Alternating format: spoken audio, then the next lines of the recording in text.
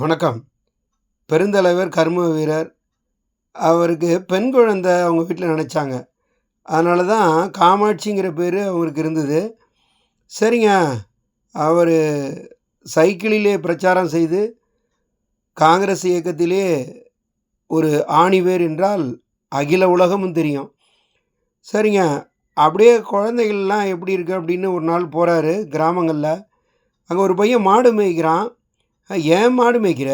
அப்படின்னாரு. "மதிய உணவு யார் சாப்பாடு போடுவா?" அப்படின்னாரு. அப்போ "பள்ளிக்கூடம் வா" அப்படின்னுட்டு, "மதிய உணவு நீ போடுறியா?" அப்படின்னாரு. "போடுறோம் வாங்க" அப்படின்னு சொன்னாரு. உடனே நேத்து சுந்தரவடிவேல் செக்ரட்டரி பர்மிஷனோட உடனே அது ஃபாலோ ஆகுது.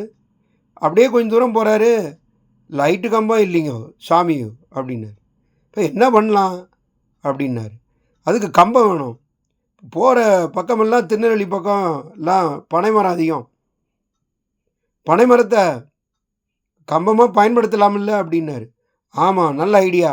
உடனே பனைமரத்தை நட்டு மின்விளக்கு, ஒளி விளக்கு, உலகத்திற்கு கல்வியும் நம்முடைய அகம்புறம் தெளிவுபட ஆக்கியவர் தான் நம்முடைய பெருந்தலைவர், பிரதமர்கள், முதலமைச்சர்களை உருவாக்கிய மாமேதை. பாய்லர் பிளான்ட்டு ஆமாங்க, ஆந்திராவில் ஏற்படுத்தணும். ஏன் நம்ம தமிழகத்தில் ஏற்படுத்தலாம். எல்லாரும் போகிறாங்க, இடம் இல்லைன்றாங்க. திருச்சிக்கு போங்க, அங்கே பக்கத்தில் திருவரம்பூர் பாருங்க அப்படின்னாரு. அதுதாங்க இன்னைக்கு பாய்லர் பிளான்ட்டாக இருக்குது. தண்ணி இல்லைன்னாங்க.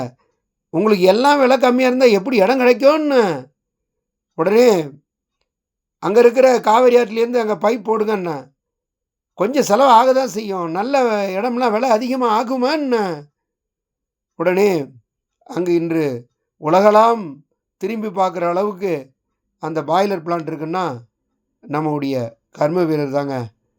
தொழிலில், கல்வி, என்ன என்ன என்ன வளம் இல்லை இந்த நாட்டை. அவர் காலம் பொற்காலமா, எங்கும் மக்களுடைய மன மகிழ்ச்சியா, இன்னும் ஒருபடி மேலே இன்ஜினியர்ஸ் மீட்டிங் போடுறாங்க. நீங்கள் எல்லாம் போய் கல்லணையை பாருங்கன்னு மதுரை, தஞ்சை, ராஜராஜ மன்னனுடைய, ராஜேந்திர சோழனுடைய கட்டிட அமைப்பு பார்த்துட்டு அப்புறம் வாங்க மீட்டிங்குன்னு. அந்த அளவுக்கு சொல் அல்ல, செயல் வீரர். இது பேச்சுக்கு அல்ல, உரை வீச்சு, வாழ்க்கையினுடைய முழு மூச்சு.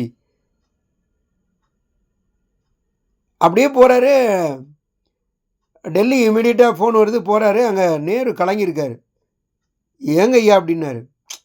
"ஒன்றும் இல்லைப்பா, இந்த மிலிட்ரியில் திண்மையாகும், அதுக்கு கொஞ்சம் பிரச்சனை.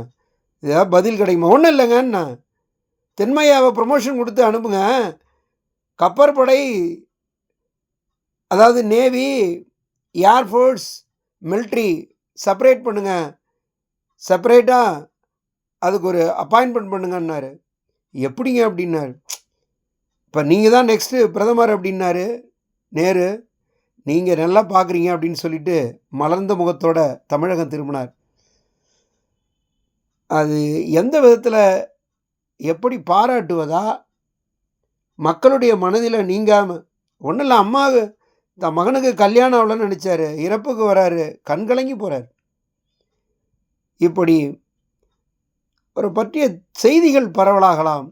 ஆனால் இறக்கும் பொழுது ₹125 பணம், 4 கதர் வேட்டி, கதர் துண்டு, காரை அவர்கள் கட்சி எடுத்து கொண்டது, இடம் வாடகை இடம், இப்படியாக அவர் மனதில் என்றும் வாசம். நம்முடைய நேசம். இந்தியா எங்கள் தேசமல்ல, சுவாசம். ஐயா வணக்கம் ஐயா, நன்றி ஐயா.